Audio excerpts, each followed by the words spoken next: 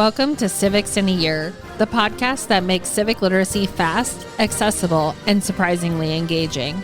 In just 10 minutes an episode, we'll tackle one of 250 essential questions about American democracy, how it works, why it matters, and what it means for you. Whether you're a student, a teacher, or just someone who wants to better understand your country and your rights, you're in the right place. Civics in a Year is powered by the Civic Literacy Curriculum from the Center for American Civics and is produced in partnership with the School of Civic and Economic Thought and Leadership at Arizona State University.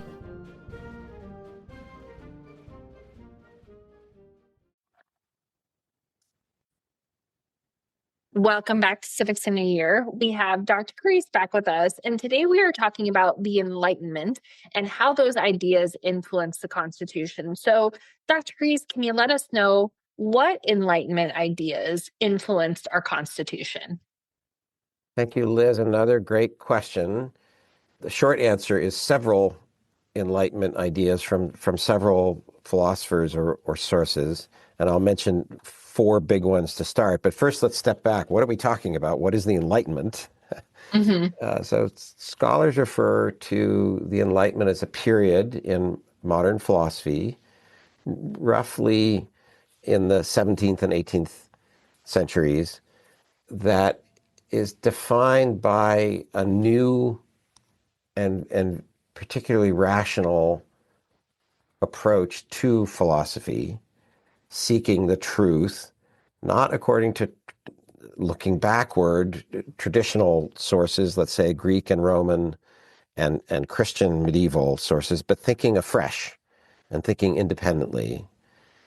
And this is about politics, ideas of human nature and human affairs, but also science, understanding reality in all its dimensions. So the Enlightenment means that metaphor of light is an approach to philosophy that's looking for universal rational truths in a more disciplined scientific theoretical way, but also scientific empirical way.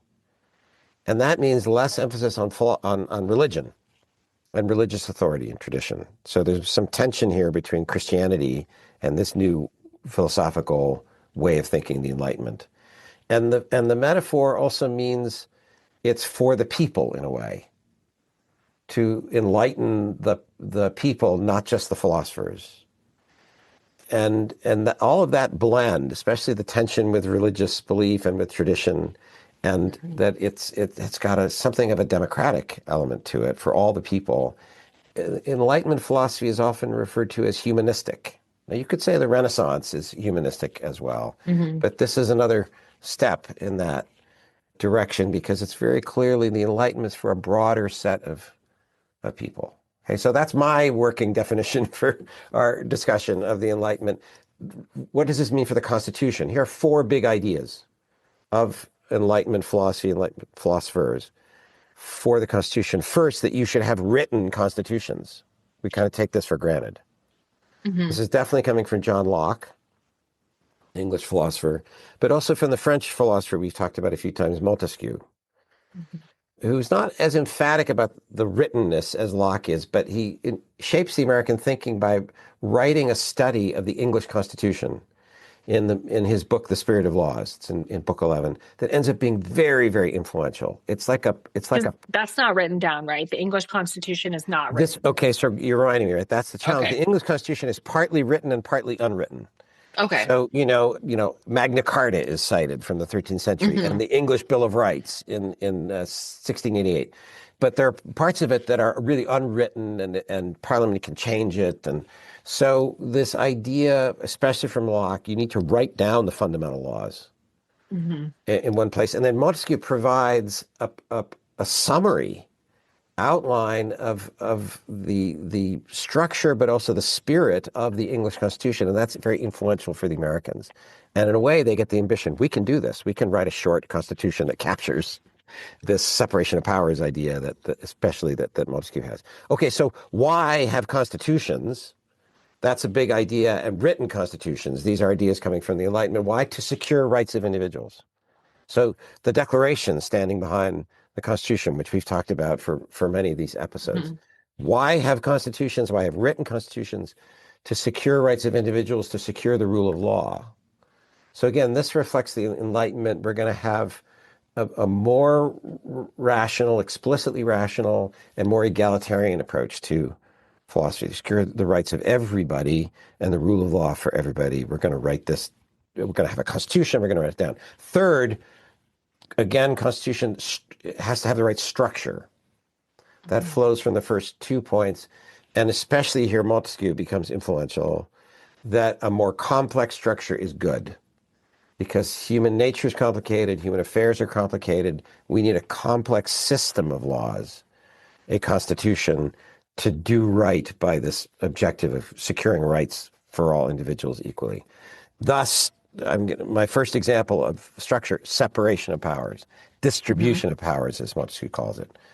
So that's really this complex structure and separation of powers. That's my third big idea. That you want to distribute the powers that have been talked about since the Greeks and the Romans in a way, but now talked about with Montesquieu in a more disciplined way. There's lawmaking as a part of government and politics, a legislative power. There's somebody who executes and applies and enacts the laws. That's executive power. And there are courts where disputes are resolved about what the laws mean and are people complying with them, et cetera. Those, the judicial power, right? So separation, distribution of powers, big, huge idea from Montesquieu and the Enlightenment in a more tightly organized package way than any prior philosophers had done this. And then the fourth idea here directly from Montesquieu, really alone, federalism, right? So the two big structural ideas of our federal constitution are separation of powers and federalism. We are a federation, a federal republic of republics of the states. So those are four big Enlightenment ideas. I should just quickly say there are other Enlightenment philosophers important in the American founding. Think of Adam Smith, the importance of commerce and economic prosperity.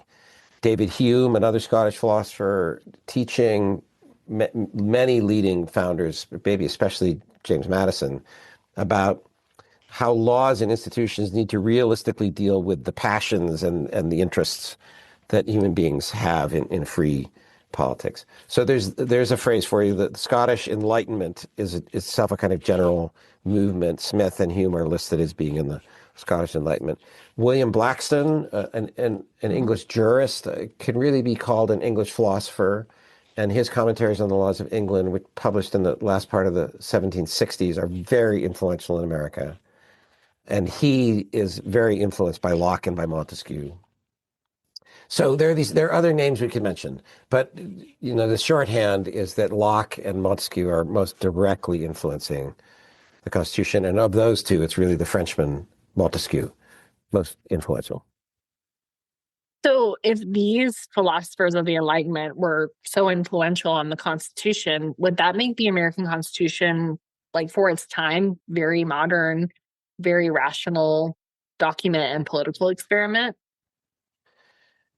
Yes and no. Again, which is a very American answer, complicated, complicated answer. Yes and no. It is a new idea to have this federal scale of union, a continent sized. It's not all of the North American continent, but it's huge. This ambition of federalism is an idea that Montesquieu puts forward, but the Americans really execute it for the first time.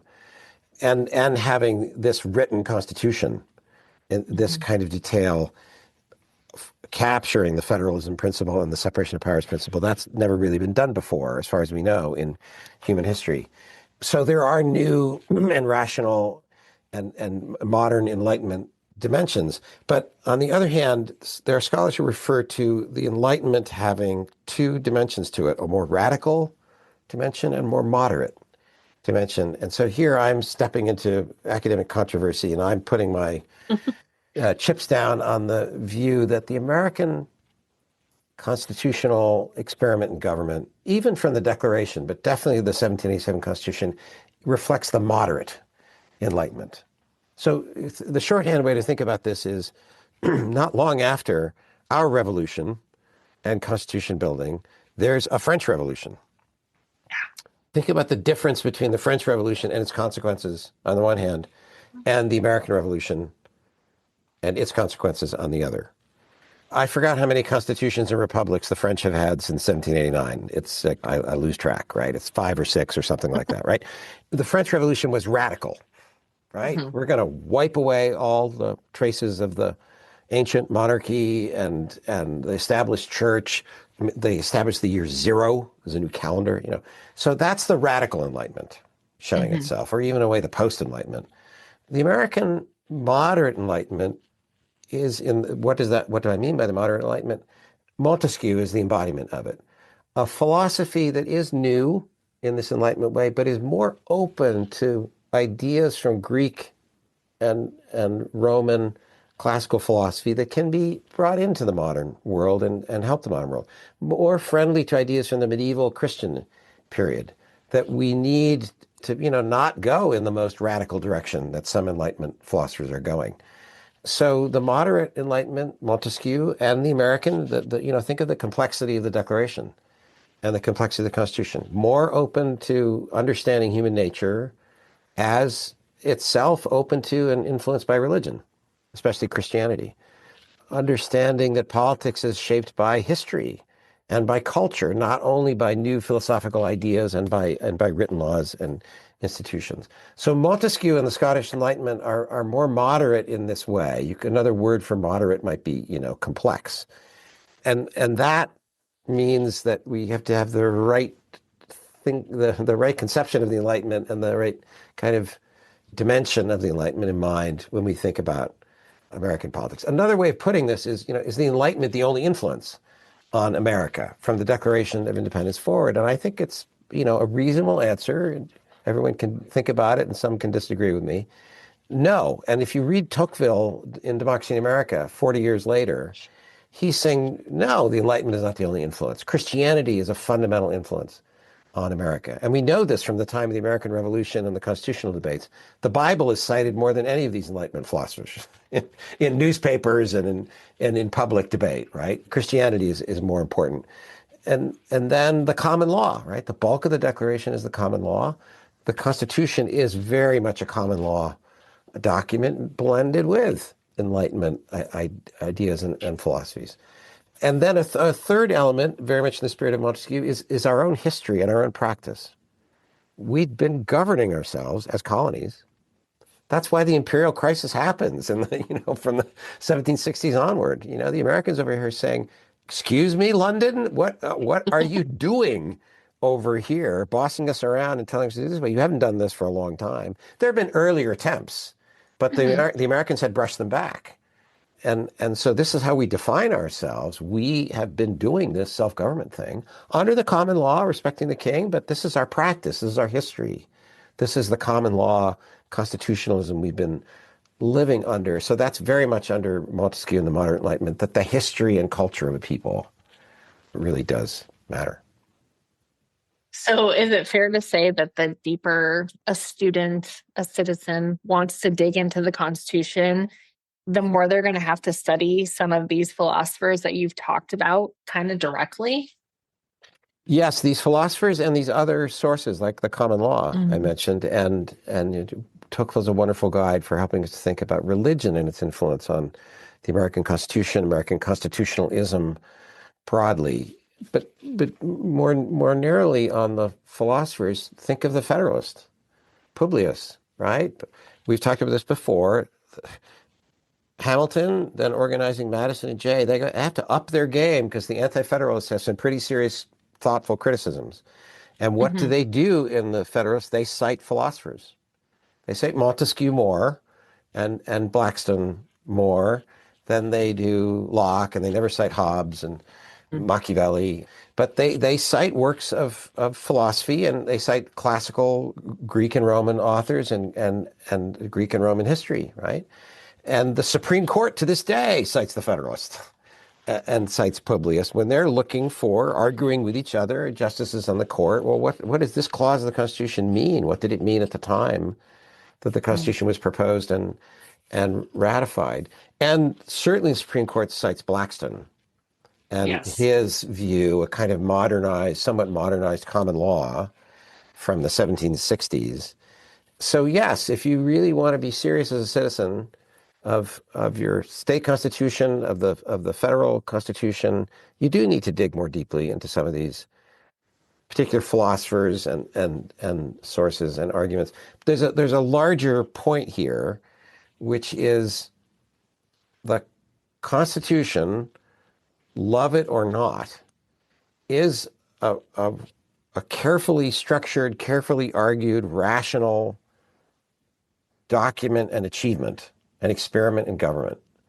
It's based on a very clear philosophy of human nature, drawing on philosophers, on the common law and Christianity, that is itself, as we talked about in other episodes, trying to achieve the aims of politics spelled out in the Declaration of Independence. What the laws of nature and nature's God point us toward, right? So you can disagree with it, the Constitution and the Declaration. You could say, oh my gosh, we're 250 years beyond this. It's like horse and buggy. It's antiquated. We got to get over this. Or it was unjust and flawed from the beginning. Fine, but you have some work to do first. Because it takes some effort to understand the Constitution. And then that means you got to understand the Declaration.